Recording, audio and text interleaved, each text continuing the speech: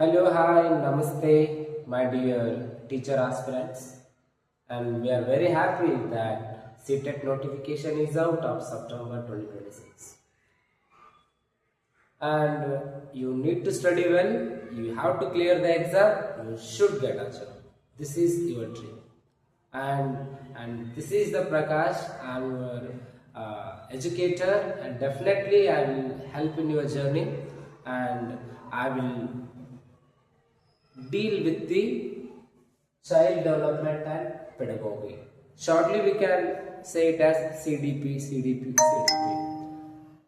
ನಿಮಗೆಲ್ಲ ಗೊತ್ತು, ನೀವು ಬಿ ಎಡ್ದಲ್ಲಿ ಅಥವಾ ಡಿ ಎಡ್ದಲ್ಲಿ ಎಕ್ಸಾಮ್ ಬರೆದು ಹೊರಗೆ ಬರ್ತಿರ್ಬೇಕಾದ್ರೆ ಅಥವಾ ಎಕ್ಸಾಮ್ ಬರಿತಿರ್ಬೇಕಾದ್ರೆ ಯಾವ ಪೇಪರ್ ಇತ್ತು ಅಂದರೆ CDP ಅಂತ ಹೇಳ್ತೀರಾ.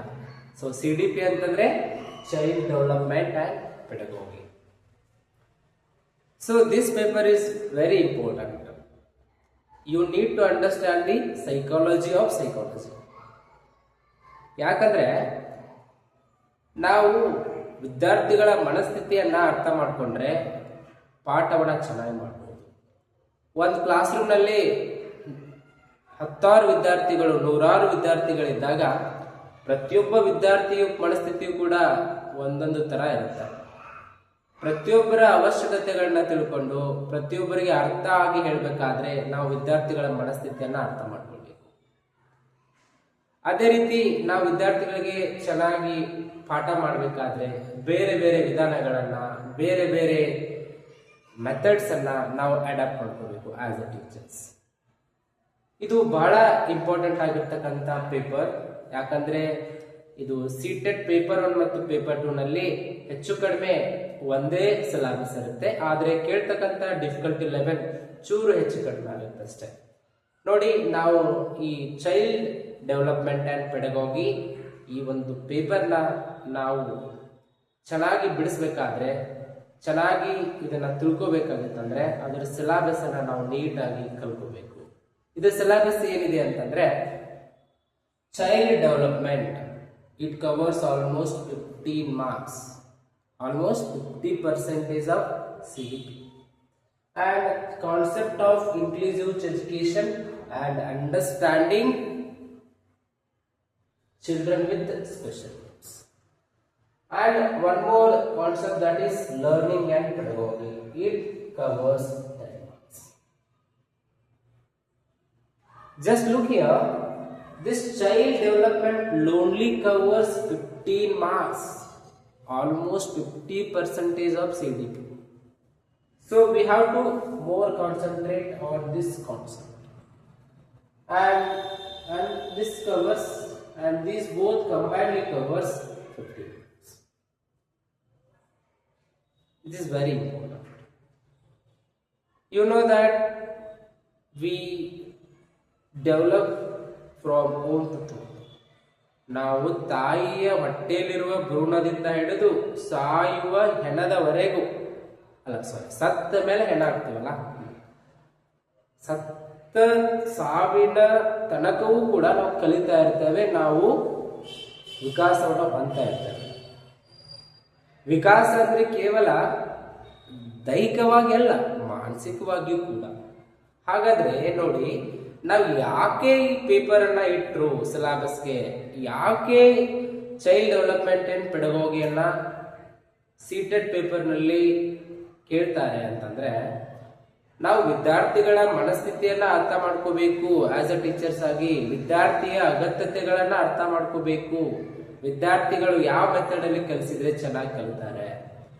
ನೋಡಿ, ಒಂದು ಸೈನ್ಸ್ ಎಕ್ಸ್ಪೆರಿಮೆಂಟ್ ಮಾಡಿದ್ರೆ ವಿದ್ಯಾರ್ಥಿಗಳು ಅದರಲ್ಲಿ ಬಹಳ ಉತ್ಸುಕತೆಯಿಂದ ಭಾಗವಹಿಸ್ತಾರೆ.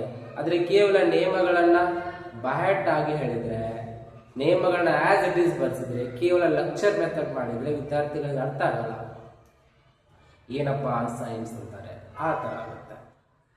ಆದ್ರೆ ನಾವೇನ್ ಮಾಡ್ಬೇಕಂತಂದ್ರೆ ಆಸ್ ಅ ಟೀಚರ್ಸ್ ಆಗಿ ನಾವು ಬಹಳಷ್ಟು ವಿಧಾನಗಳನ್ನ, ಬಹಳಷ್ಟು ಮೆಥಡ್ಸ್ ಗಳನ್ನ, ಇಂಡಕ್ಟಿವ್ ಮೆಥಡ್ ಆಗಿರಲಿ, ಡಿಡಕ್ಟಿವ್ ಮೆಥಡ್ ಆಗಿರಲಿ, ಡೆಮಾನ್ಸ್ಟ್ರೇಷನ್ ಮೆಥಡ್ ಆಗಿರಲಿ, ಪ್ರಾಬ್ಲಮ್ ಸಾಲ್ವಿಂಗ್ ಮೆಥಡ್ ಆಗಿರಲಿ, ಪ್ರೊಜೆಕ್ಟ್ ಮೆಥಡ್ ಆಗಿರಲಿ, ಇನ್ನೂ ಹಲವಾರು ಮೆಥಡ್ಗಳನ್ನ ನಾವು ಆಸ್ ಅ ಟೀಚರ್ಸ್ ಆಗಿ ನಮ್ಗೆ ಗೊತ್ತಿರಬೇಕು. ಮತ್ತೆ ನಾವು ವಿದ್ಯಾರ್ಥಿಗಳನ್ನ ಆ ಒಂದು ವಿಧಾನದ ಮೂಲಕ ಅವ್ರಿಗೆ ಕಲಿಸ್ಬೇಕು. ನಾವು ಹಾಗಾದ್ರೆ ಮಾತ್ರ ವಿದ್ಯಾರ್ಥಿಗಳು ಚೆನ್ನಾಗಿ ಕಲಿತಾರೆ, ಉತ್ತಮವಾಗಿ ಪಾಠವನ್ನ ಕೇಳ್ತಾರೆ.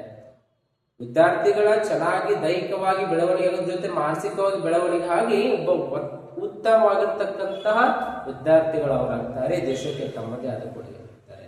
ನಾವು ಟೀಚರ್ಸ್ ಆದವರು ನಾವು ವಿದ್ಯಾರ್ಥಿಗಳ ಬದುಕನ್ನು ಕಟ್ಟುವ ಶಿಲ್ಪಿಗಳು. ನಾವು ಸಹಿತ ಈ ಮೆಥಡನ್ನ ತಿಳ್ಕೊಂಡಿರ್ಬೇಕಲ್ಲ. ಕ್ಲಾಸ್ ರೂಮ್ ನಲ್ಲಿ ಬರ್ತಕ್ಕಂಥ ಸಮಸ್ಯೆಯನ್ನ ನಾವು ಈಸಿಯಾಗಿ ಸಾಲ್ವ್ ಮಾಡ್ಬೇಕಲ್ಲ. ವಿದ್ಯಾರ್ಥಿಗಳ ಮನಸ್ಥಿತಿಯನ್ನ ಹೇಗೆ ಅರ್ಥ ಮಾಡ್ಕೋಬೇಕು, ಯಾವ್ಯಾವ ತರದ ವಿದ್ಯಾರ್ಥಿಗಳು ಇರ್ತಾರೆ. ಫಾರ್ ಎಕ್ಸಾಂಪಲ್, ಕ್ಲಾಸ್ ರೂಮ್ ನಲ್ಲಿ ಒಬ್ಬ ವಿದ್ಯಾರ್ಥಿಗೆ ಮುಂದೆ ಕುಂತ್ರೆ ಮಾತ್ರ ಕಾಣಿಸುತ್ತೆ, ಹಿಂದ್ ಕುಂತ್ರೆ ಆಗಲ್ಲ. ನಾವು ಕೇವಲ ಬೋಧನೆ ಮಾಡೋದಲ್ದೇನೆ ವಿದ್ಯಾರ್ಥಿಗಳಿಗೆ ಯಾವ ರೀತಿಯ ಕೆಲವೊಂದಿಷ್ಟು ಅಗತ್ಯತೆಗಳು ಇರ್ತಾವಲ್ಲ ಅವುಗಳನ್ನ ನಾವು ಪೂರೈಸಬೇಕಾಗುತ್ತೆ. ಕೆಲವೊಂದಿಷ್ಟು ವಿದ್ಯಾರ್ಥಿಗಳಿಗೆ ಇಂಗ್ಲಿಷ್ ಪದಗಳು ಅರ್ಥ ಆಗ್ತಾ ಇರಲ್ಲ, ಅವುಗಳನ್ನ ನಾವು ಏನ್ ಮಾಡ್ಬೇಕಂದ್ರೆ ಬಿಡಿಸಿ ಹೇಳಬೇಕು. ಕೆಲವೊಂದಿಷ್ಟು ವಿದ್ಯಾರ್ಥಿಗಳಿಗೆ ಚೆನ್ನಾಗಿ ಬರೆಯಕ್ ಬರಲ್ಲ, ಅವರಿಗೆ ನಾವು ನೀಟಾಗಿ ಬರೆಯಲಿಕ್ಕೆ ಹೇಳಬೇಕು. ಸಾಧ್ಯ ಆದ್ರೆ ನಾವೇ ಅವ್ರಿಗೆ ಹಾಕೊಡ್ಬೇಕು, ಕಲಿಸ್ಬೇಕು. ನಾವು ಟೀಚರ್ ಆಗಿ ನಮ್ಮ ಕೆಲಸ ಕಲಿಸೋದೇ ಅಲ್ವಾ. ನಾವು ಕೂಡ ಅದೇ ರೀತಿ ಹಾದಿಯಲ್ಲಿ ಮುಂದುವರೆದ್ರೆ ಒಬ್ಬ ಉತ್ತಮ ಶಿಕ್ಷಕರಾಗಿ ನಾವು ಬೆಳೆಯಲಿಕ್ಕೆ ಯಾವುದೇ ಸಮಸ್ಯೆ ಇಲ್ಲ. ಹಾಗಾಗಿ ನಾವು ಸೈಕಾಲಜಿಯನ್ನ ಚೆನ್ನಾಗಿ ಅರ್ಥ ಮಾಡ್ಕೊಂಡ್ರೆ ಇಲ್ಲಿ ಚೈಲ್ಡ್ ಡೆವಲಪ್ಮೆಂಟ್ ಯಾವ ತರ ವಿದ್ಯಾರ್ಥಿಗಳು ಚೆನ್ನಾಗಿ ಬೆಳೀತಾರೆ, ವಿದ್ಯಾರ್ಥಿಗಳು ಚೆನ್ನಾಗಿ ಆಡ್ತಾರೆ, ವಿದ್ಯಾರ್ಥಿಗಳು ಕಲಿತಾರೆ, ಅವರ ಒಂದು ಬ್ಯಾಕ್ಗ್ರೌಂಡ್ ಹಿನ್ನೆಲೆಯನ್ನು ಕೂಡ ಅರ್ಥ ಮಾಡ್ಕೋಬೇಕು. ಒಂದಿಷ್ಟು ವಿದ್ಯಾರ್ಥಿಗಳ ಮನೆಯಲ್ಲಿ ತಂದೆ ತಾಯಿಗಳು ಸ್ವಲ್ಪ ಬಡವರು ಇರ್ತಾರೆ, ಅವ್ರಿಗೆ ಕಲಿಸ್ಲಿಕ್ಕೆ ಸ್ವಲ್ಪ ಸಮಸ್ಯೆಗಳಾಗ್ತಾ ಇರ್ಬೋದು, ಪುಸ್ತಕಗಳನ್ನ ಕೊಡಿಸ್ತಾ ಇರ್ಬೋದು, ಅಥವಾ ಮುಂದುವರಿದು ವಿದ್ಯಾರ್ಥಿಗಳ ಮನೆಯಲ್ಲಿ ತಂದೆ ಬಹಳಷ್ಟು ಕುಡಿತಾ ಇರ್ಬೋದು, ತಾಯಿ ಎಲ್ಲೋ ಕೆಲ್ಸಕ್ಕೆ ಹೋಗ್ತಾ ಇರ್ಬೋದು, ಅವರ ಮನೆಯಲ್ಲಿ ಪರಿಸ್ಥಿತಿ ಚೆನ್ನಾಗಿರದೇ ಇರ್ಬೋದು.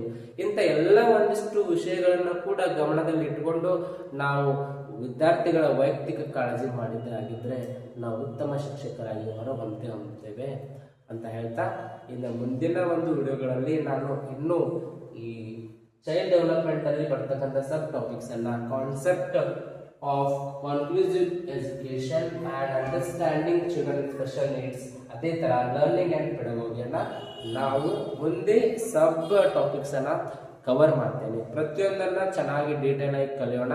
ನಿಮ್ಮ ಸಪೋರ್ಟ್ ಹೀಗೆ ಇರಲಿ. ಮುಂದಿನ ವಿಡಿಯೋದಲ್ಲಿ ಇನ್ನೂ ಬಹಳಷ್ಟು ಇಂಪಾರ್ಟೆಂಟ್ ವಿಡಿಯೋಗಳನ್ನ ಕಾನ್ಸೆಪ್ಟ್ಸ್ ಅನ್ನ ನಾನು ಮುಂದೆ ತರ್ತಾ ಇದ್ದೇನೆ. ನಿಮ್ಮ ಸಪೋರ್ಟ್ ಹೀಗೆ ಇರಲಿ. ವಿಡಿಯೋ ಇಷ್ಟ ಆಗಿದ್ರೆ